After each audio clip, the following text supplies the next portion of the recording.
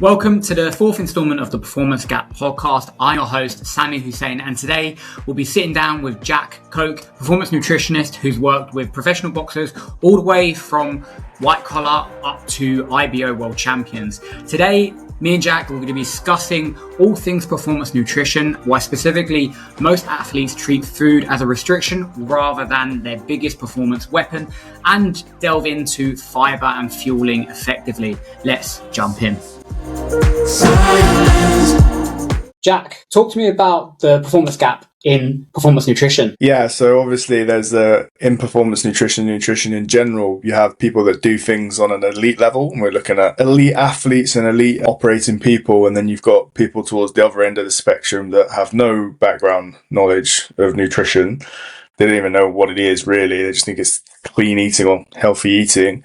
And then you've got the kind of people in the middle that do their research and start doing things right and get coaches on board and start doing all these little things to help improve their performance. But what I find is that there's usually, in my kind of domain in combat sports, is that there's a massive gap between the two, being at kind of here at the kind of like world title level where people will do things right, and then here maybe at the amateur kind of level where I just see the same kind of nutrition and performance mistakes being made time and time again. Right, yeah, and obviously yourself, you've had a wealth of experience from WBOs all the way to Southern Arena. So I guess the big thing for you on that point, what's one of the outlining differences between those at the top level in comparison to those at, say, Southern Arena, even getting into the amateur level? Yeah, so if we take someone that's we're talking here about like professional boxers, right? So in terms of someone that's maybe boxing at kind of world title level where there's more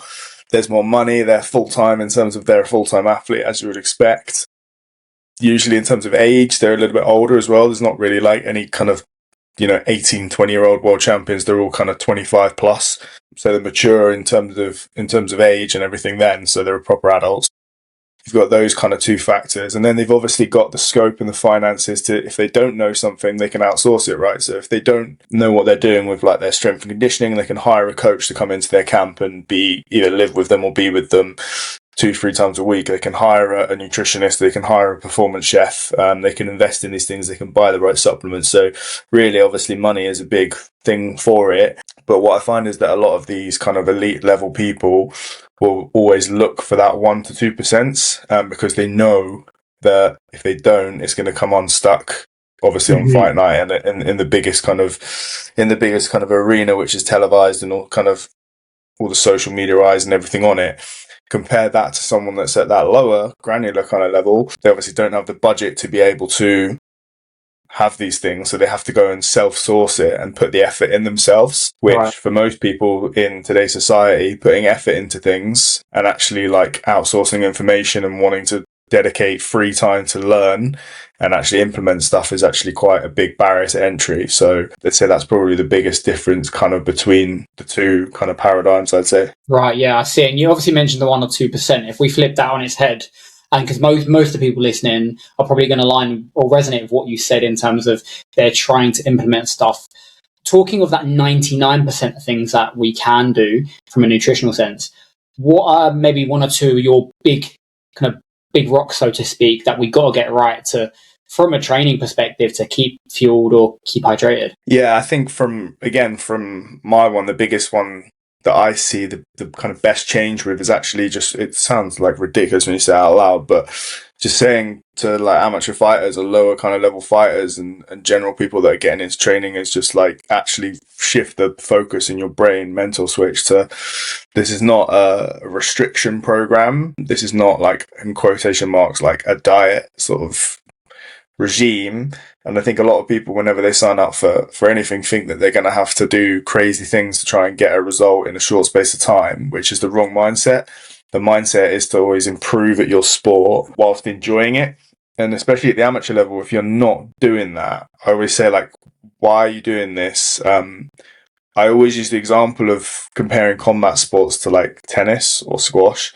And I say, like, if I was playing squash and I was restricting what I was eating, I was like skipping breakfast and then playing squash for 3 hours, having like a banana, not having a massive lunch afterwards, just having a shake and then maybe having some chicken salad for dinner. You kind of like, and I'm not enjoying what I'm doing because I'm sore and I've got no energy and I'm not enjoying the foods that I'm eating. I feel like I'm really restricting because I need to lose some weight and I know I need to be a bit like sharper and leaner. But I'm fading in my sessions and in my matches. And I'm not getting paid for it, by the way. This is just something I'm doing for fun because it's amateur level. I always say to amateurs, like, what are you doing? Like, what's the point? You need to shift the focus to fueling and recovering and getting the most out of your sessions, because we know that the kind of amateur fighter that's turning up to the gym and is putting in a really decent session is going to be the one that gets the most out of it and learns the most. And ultimately, if they're feeling really good, I mean, I've done it and you've probably done it as well, in like combat sports that you've done. If you're feeling really good in the gym, you don't really want to leave. So, for example, if you finish doing like 3 rounds of sparring, the fighter that's like not got their nutrition right will do the 3 rounds of sparring and pack their bag and just leave. You won't even see them; they'll just be gone. The fighter that's really well fueled and has got this mindset that fueling is the best thing for them to be doing, will be staying in the gym, will be chatting to people because they'll have just general social energy. They'll be tapping out on the bag. They'll be doing a few stretches.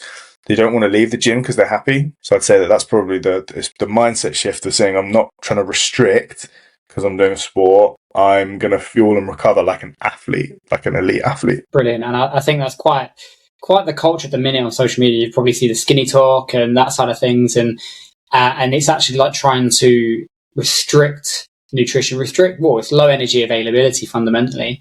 Because everyone wants to get super shredded. I guess on that, because we've shared, for those that don't know, we've shared a few athletes and youth athletes together. Talk to me a little bit about how we then curb that. Now, if someone's like, I want to fuel appropriately, I want to make sure I'm coming into my session fueled.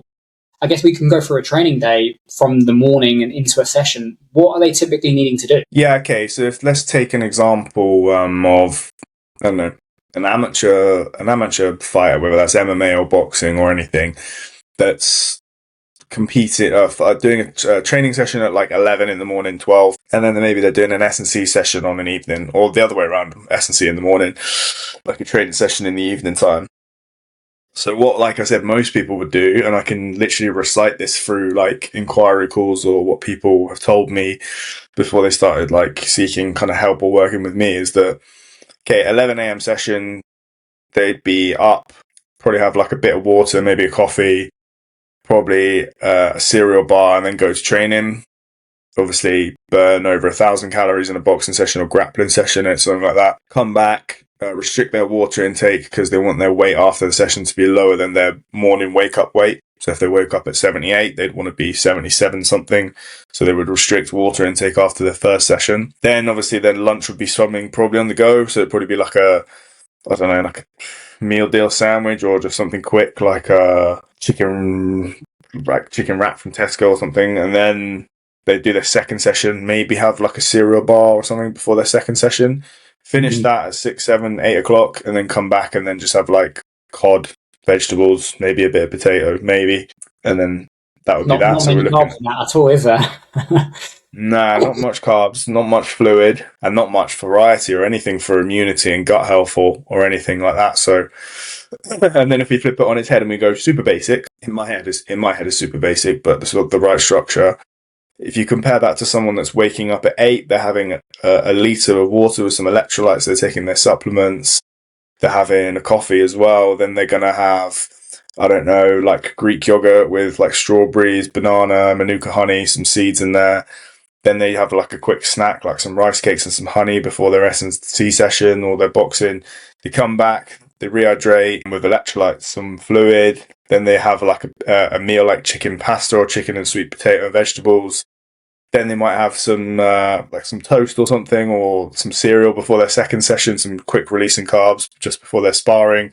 They come back, they have a recovery shake, then they have some salmon and rice and vegetables, and then they have like a green tea or something before bed. Again, random like walkthrough, right?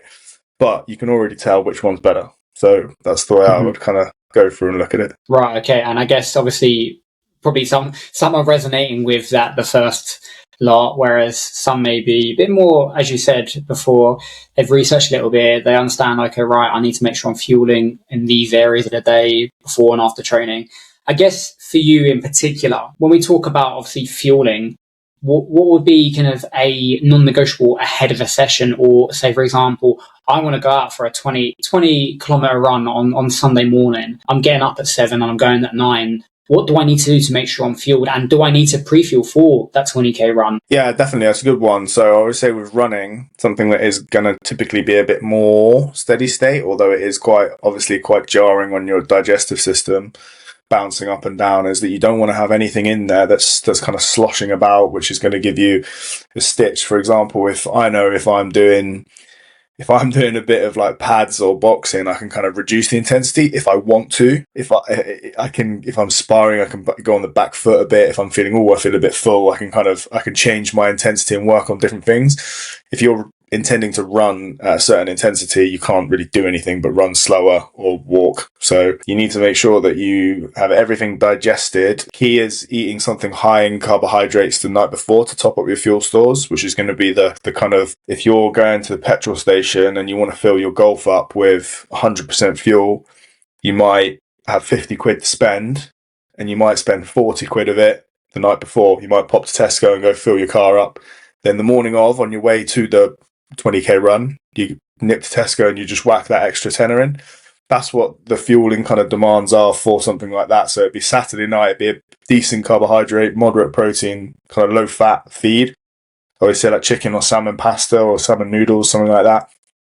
And some fruit juice or a pudding, like some rice pudding or some bit of ice cream or something like that, or some Greek yogurt and granola. And then the morning of, again, something that's low fiber that's going to just go straight into your gut and just exit it. Not as in like getting the diarrhea, but as in going straight through so it absorbs into your muscles. So something like a honey on toast or jam on toast is good. Rice pudding with fruit is good. Pancakes are great. Bagels, just like low fiber cereal, so not all bran. Things like Rice Krispies are really good. A smoothie is a good one if you want to do like a fruit smoothie with oats, banana, honey, milk, or oat milk. That's really good as well. So yeah, different kind of shift. But again, I always try and tie things back into the main thing that we're trying to speak about. And the main thing is what I said about point number one, is that the people that will view training as, performance and their fueling and training will eat something, like I just said, the night before, because they know it's important and they know they need to fuel. The people that are being restrictive and don't see it as, I can just have a banana and go for a 20k run, I'll be in a massive calorie deficit that day. That Sunday, I'll lose some weight because I'm doing a 20k run and I'm just going to eat a banana before. They're the one that's likely to get very heavy DOMs afterwards. They're the ones that are not going to feel like when they're running after 6k that they can just keep going. Because we all know that when you run the first 2 or 3k, it's horrible. And then when you get to that kind of promised land of 6, 7, 8k and beyond, you could feel like you could just keep going until you can't. So you won't be able to push that performance kind of barrier. So talking on that then, like, what are the symptoms of kind of poor fueling? Like, obviously, you almost feel like you're hitting the wall slightly. I've been there at times in the past where I've got to like maybe 8 or 9k, and typically where you're like, legs feel good when you're doing 15k week to week, and then you're like, whoa, my legs don't. There's not that kind of second wind. So, what typical kind of experiences feel if they're not fueled efficiently? It's like those Ed Sheeran lyrics, mate, where they say their legs don't work like they used to before. That's what I always try and think of when I'm running. Yeah, the symptoms. I mean, have you ever? You obviously had some during events, yeah. Yeah, I've not really done much. Like, I'm quite good in terms of I will make sure I'll onboard some what I would deem as simple carbohydrates or fructose that I know for my stomach would be easily absorbed. But I think that's what you mentioned a lot of, like the fact that it can be easily absorbed.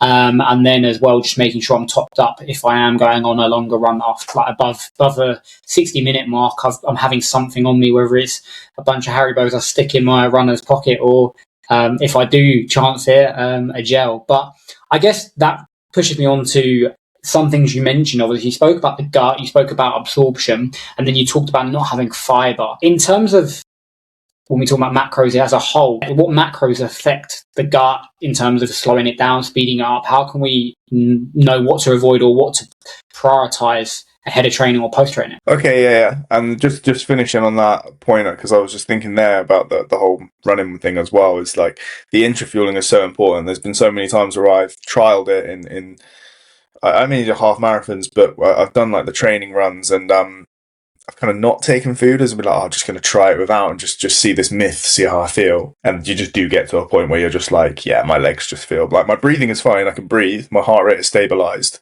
as it does, but you just cannot just push. Like, you just want it to be over.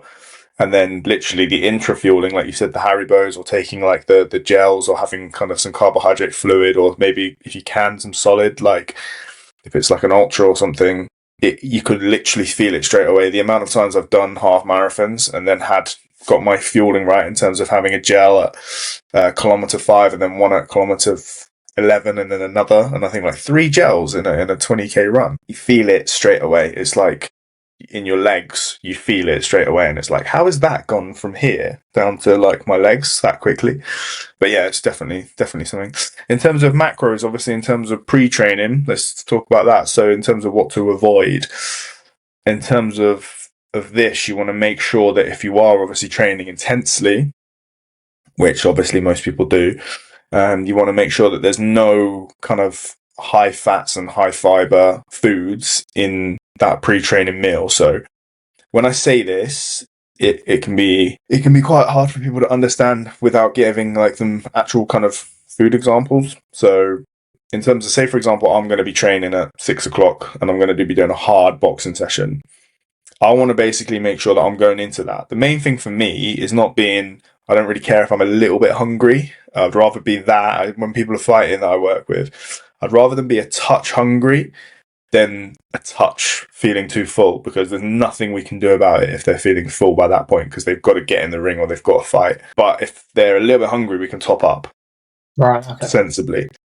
So I say the kind of training meal should include kind of like decent helping of carbohydrates and some moderate protein and some low fiber. So that's going to look like some noodles, some white rice, some kind of white bread. Those kind of white refined sauces, typically, if you're going to be doing high intensity, are your best bet, because that just eliminates all kind of risk with gut health. Reducing the bulk of it, so things like sweet potatoes, butternut squash, brown rice, these things that we use for satiety to keep us full. We don't want that. You don't want to be full when you're training, so you want the things that are going to make you feel least full, right? So just simple stuff. So if, say for example, I'm training at 6, I would probably want to go at 3 o'clock, 3 hours before, give myself as much time as I can, have something like some protein pancakes with some fruit and some yogurt or some syrup or some honey. And then post-training, that's when I'd have my salmon, my sweet potato, my broccoli, my carrots, my green beans. I'd have that after to get the recovery and all the nutrients I need when my body's in that broken down state to repair. Awesome, yeah. And I'm just, it's for some people listening, they're probably thinking like, okay, right, there's loads of stuff here, because you always hear so much on social media at the minute with what to have, what to not have, a lot of kind of misinformation about kind of what to avoid as well, in terms of fueling, and obviously post. Now, one topic I wanted to touch on and get your opinion on it, because I've seen it quite a lot. It's about fiber as a whole. And so just talk to me a little bit about kind of the benefits of fiber, having that to your diet, and kind of, if someone's wondering if they're having enough fiber, where's the litmus test for that? Yeah, having enough fiber in your diet is really important for just overall gut health. I think the basic kind of explanation of it is, in terms of people that have like a low fiber diet, they'll find that they struggle to go to the toilet and they have a lot of constipation. This is because there's just none of this kind of soluble fiber in their gut, which is the bulk which your water binds to. This basically can help clear everything out as well. Sounds a bit graphic, but if you have like a really decent number 2, and if you know that when you have a decent number 2 because it feels good and you feel like, oh, I've lost like 4 kilos by having that, you know, and it's kind of like, it's not dry, it's not like runny, everything, that's how it should be. Okay, people with low fiber struggle to go to the toilet, and they usually have what we call like rabbit poos, which is basically they just kind of go little and often, and it's not really substantial when they do. That's an indication that you're just not eating enough fiber, and this can really impact your gut health as well. In terms of I think it's the easiest fix, and in terms of that performance gap, I think like I said, we've got like the big rocks, right? So we've got like switching your mindset to fueling instead of restricting. We've got drink, 30-40% more water. If you're drinking 1.5 litres of water a day, let's try and slowly increase that to 3 litres. And fibre is another one where no one is going to get a negative kind of benefit from not increasing their fiber intake, and it's probably something that every single person could look at doing, myself probably included some days. So making sure we're including foods for, again, if we do that simple dietary kind of recall, instead of going through a day where we're working and we've got lots of tasks to do and training added on top, if we're looking at kind of like breakfast, can we switch from just like, normal cereal like Cocoa Pops or whatever to some jumbo kind of traditional sort of organic oats? Can we have some all bran or some bran flakes? Can we have some sweet potato with our lunch, or some jacket potato with the skin? Can we have some vegetables with that? Can we have fresh fruit with skin on as a snack? So like some pears, some apples. Can we have in the evening time, can we have brown rice or just, a fair, decent helping of vegetables? And can we add nuts and seeds to our yogurt bowls? These small things that, for someone can really add up over the course of the day is really important to increase in our kind of fiber intake. I always aim to try and get people on 30 grams plus. For someone maybe that's really struggling with hunger, we can push this to 40. Again, if I've got a cruiserweight or like a bigger athlete, actually going really high fiber for the amount of calories they're trying to eat is also quite difficult. So in terms of endurance sports, there'll be a lot of endurance athletes that will eat a lot of sugary, kind of simple carbs to fuel training, especially around that training window. So typically for them, their fiber intake needs to be at a kind of medium level, not high, because they'll struggle to get the calories in. So rest days are super important. Rest days. Sorry, go on. You expand on what you mean by rest days. Rest days are kind of super important for getting that high fiber intake in as well, when hunger is going to be a bit higher and there's less demand to have those kind of pre-training fueling kind of options. So rest day is really good to focus on. If you have 2 rest days a week, for example, or a rest day and a lower intensity day, really focusing on that day that you're going to concentrate on increasing your kind of dietary fiber, more so for your kind of satiety and hunger. Yeah, I was going to say, I noticed that I've seen online a lot of and that, was a rule of thumb or guideline of every 1,000 calories around 15 grams of fiber. Now, obviously, if you're an endurance athlete, you don't want to be following that ratio probably, because if you're having more than 4,000, 3,500 calories, you don't want to be ingesting north of 45 grams of fiber, because you'll soon know about it.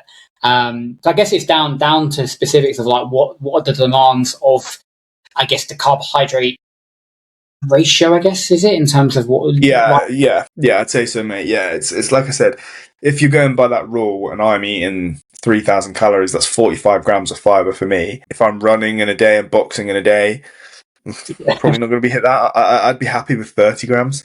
Cool, yeah. But if I was having 10 grams, it's not good. I know that if someone has a low fiber intake, because I plan kind of low fiber diets for fight week to lose a little bit of weight, I know that the people that have a low fiber diet, typically they just don't eat any like vegetables, or they don't eat anything. It's very like, I have a banana before training, I have like a sandwich or a wrap for lunch, and then I have like a salad for dinner. It's very much, or a protein yogurt. It's those people, and there's just no kind of spectrum of nutrients or like plant-based foods or anything. Right, yeah. It's definitely, when I was younger, I knew my fiber was nowhere near, but it should be. That's all changed now. But no, brilliant. Like I said, it's so. I've spoken to a couple of previous guests about social media, and obviously, it's a blessing and a curse at times. Another topic that's come up quite a lot, and I'm keen to, because I've seen some footage of you talk about this, is electrolytes. And I've recently seen in the media or just online a lot of kind of demonizing electrolytes, especially if you aren't in an endurance sport. I don't know if you've come across this yourself, but I'd be keen to know what your thoughts are. Yeah, I have. And again, my opinion changes kind of quite frequently on it, depending on what I'm exposed to in terms of experience and situations I go through. Obviously, my background is kind of weight cutting, so hydration and electrolytes is pretty important. So I do a lot of research on it for due diligence of care for the people that I work with. But also, yes, there is quite a lot of hype about electrolytes. There's a lot of people trying to make a lot of money off of different base products, whether it's, electrolytes to help cure hangovers and trying to sell products off that, whether it's kind of boxers that are now coming out and trying to brand electrolyte products, and there's all sorts kind of going on. The reality is, right, if you are going to training and you are, say, kind of hardly sweating, and this is where weighing yourself pre and post can be useful. But if you're going to an S&C session and it's kind of max lifting, and we all know these kind of sessions that athletes will do: endurance, combat, recreational.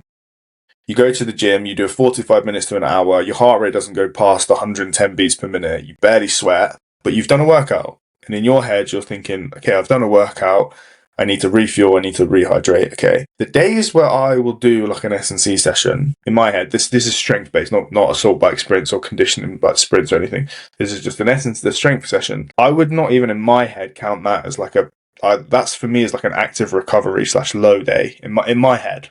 Because I know that when I go to the like sparring or boxing or go for a long distance run, that's like I need to fuel for that. So what I see all the time is people having energy drinks during these sessions, either like a Monster before, Lucozade Sport during, and then post they're having like electrolytes. I'm thinking like, you haven't even like sweated. So what are you replacing? You're just giving yourself more, you're just putting more sodium into your bloodstream, which can actually be at that level not dangerous, but it's not beneficial at that level. So yeah, I think there's a lot of misconception about it. If you're, last week here in the UK, we had a heat wave. It was 33, 34 degrees in my gym. We did an hour and a half sparring boxing session, a few rounds sparring, bag work, circuits. I weighed myself before, I was 95. This is obviously, I've had like 6 litres of water by 7 p.m. I weighed myself 95, had a litre and a half bottle during training over that hour and a half. I come out and I was 92.2. So that's like a 3 and a bit kilo swing. Now, after that session, I've lost a lot of fluid. I've lost a lot of sodium. I've lost a lot of potassium. It was actually annoying me because I was having to keep rubbing my eyes with my gloves. That would be a situation where my body needs some electrolytes and it needs some recovery. Again, that's a lot of fluid. It's also 8 o'clock in the evening. If I caned or had a load of fluid at that time, it's going to impair my sleep, right? This is where obviously having the electrolytes can be important. Again, what I've found in terms of my work in combat sports, when you have someone that is dehydrated and they've lost, say, 3 kilos, the first thing that you want to do is it's fluid. Your brain and your mechanisms and your body wants you to just down fluid. And it wants it to be like a nice temperature as well. Too cold, it's not nice. Too warm, it's like, oh, this is not refreshing. If you go too high sodium, which a lot of people do because they think I need to get the sodium back into my blood. If you go too high sodium at this point and the gradient is all off, you know more than anyone, you have this much water here that's really salty, but you know that your body needs it. How long is it going to take you to drink this? It's going to take you a long time to drink through this because it's salty, right? It's not thirst quenching. Now you have an ice cold thing of squash or coconut water or something like that, or chocolate milk or whatever. You're going to just down that straight away. So you're getting the fluid back into your body to recover. So yeah, mate, my opinion on it has changed massively. I have some fighters that I work with now that sometimes the first hour they will just have like water and like squash, and then we use electrolyte capsules to get the salts back in. So it takes the taste preference away. There's lots of kind of rabbit holes you can go down, but yeah, it's something that is becoming a bit of a kind of con, I'd say, this electrolyte thing at the moment. Yeah, and I think that the take home to the gist that you're saying is it's context specific as well. Like if you're someone that you are training in a hot environment and you're doing something that's you will perspirate more, then you need to adapt for that. And then also your personal preference to how you want it on board is going to be different from person to person, as you said. And I think that anecdotal experience that you mentioned is so key, because we can get wrapped up in what the literature says or what's the textbook. And yes, there is 100% a reason to follow these things because they're science backed, but there's got to be a real world perspective on them as well. And no, that's really, really cool. I think more so that should be made well aware in that regard of it's down to how you're on board and the definition of what that looks like for you. Awesome stuff. Before we do go, I've got a bit of a starting tradition on the pod. What I'd like you to let me in on is if I was a endurance, everyday athlete, recreational athlete who by tomorrow I want to implement something in my nutrition, whether that is related to any of the topics we just discussed, how could I kind of move the needle instantly through my behavior along with my nutrition? Mm-hmm.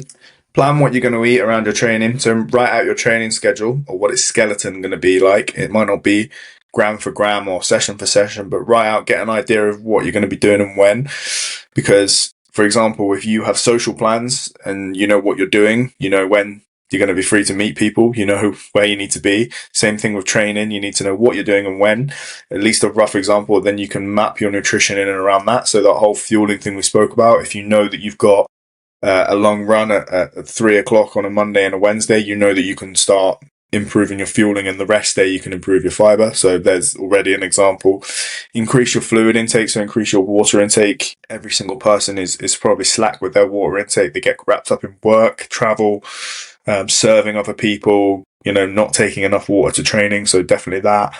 And increasing plant-based foods. So increasing the amount of plant-based foods you eat will increase your fiber intake, will increase your micronutrient intake, and it will keep you fuller for longer as well. So make a conscious effort to say, okay, I'm going to make sure that with each meal I'm going to have 2 to 3 plant-based foods. So that could be for breakfast, you have some like apple and some berries with your porridge. For lunch, it means you can have some broccoli and some green beans with your chicken and in your rice or potato. And then in the evening, you can have like a stir-fry pack with some added veg, like pak choy or something with your salmon. Just increase your plant-based foods. Awesome stuff. I think that's definitely really good actionable advice. Made a few mental notes there myself. Before we go, Jack, where can people find you and kind of the work you do? They can find me, mate, in the heart of the Cotswolds in some small village somewhere. That's where they can find me if they want to come speak to me. Although I don't like speaking to people, so please don't come find me. You can find me on socials, Jack Coak Nutrition on socials. It's a lot of boxing orientated content because I am heavily involved in combat sports, as you know. And then my website as well, jackcoak.co.uk. And then I also have an academy for amateur fighters where myself, elite level S&C coach and psychologist that work with world champions. We have an academy where we help amateur fighters unlock the tools of the elite, where they get nutrition guidance, mindset support, access to resources and strength and conditioning programs and everything from recipes, cooking videos, mindset, roundtable calls, everything else in between. So yeah, if you want me to send you the link for that as well, I'm happy to do so. Yeah, I'll put those all in the show notes. And yeah, your Instagram, I must admit, like some of the stuff I see on there about kind of nutrition recipes, I do nick and save. It's all there for boxers. They're definitely, they have their applications elsewhere. Jack, you've been fantastic. Thank you for jumping on. No worries, man. Good to catch up. And yeah, hope the rest of the podcast goes well. And a big thanks to Jack again for taking the time out of his day to help us understand a real world application of performance nutrition. And be sure to check out in the show notes Jack's socials as he posts some really good stuff. Lastly, if you're an everyday athlete looking to get that one-to-one support, getting bigger, faster, stronger and leaner in a matter of months, then be sure to check out my website, SammyHusseinSC.com. Alternatively, you can drop me a message on Instagram, that's @coach_Sammy Hussein, and I'll be sure to have a conversation. See you next time.